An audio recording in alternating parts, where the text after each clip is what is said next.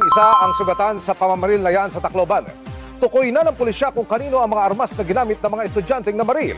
Ang isa sa kanila, kinuha ang baril ng tiyakin niyang Okay, this is a very alarming situation or shooting incident na nangyari sa isang eskwelahan dyan sa Tacloban. Luckily dito sa atin, may mga men in uniform tayong nagbabantay sa mga different schools natin dito sa Baguio.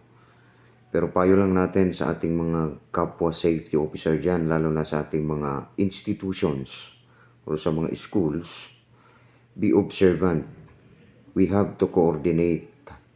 If we must observe slight changes in behavior sa mga estudyante natin, gawin natin. Hindi naman sa nakikialam natin sa tayo sa kanilang routine, pero pansin naman natin yan pag may mga pagbabago sa kanilang behavior, routine, maibig sabihin na yan.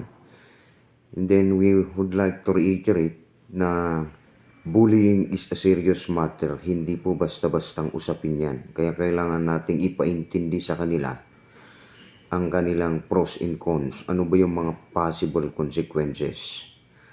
Dahil sa ngayong panahon kasi, iba ang kanilang interpretation. Kaya ipaiwatig natin o ipaliwanag natin ng maigi sa kanila para maiwasan nating humantong sa ganitong situation.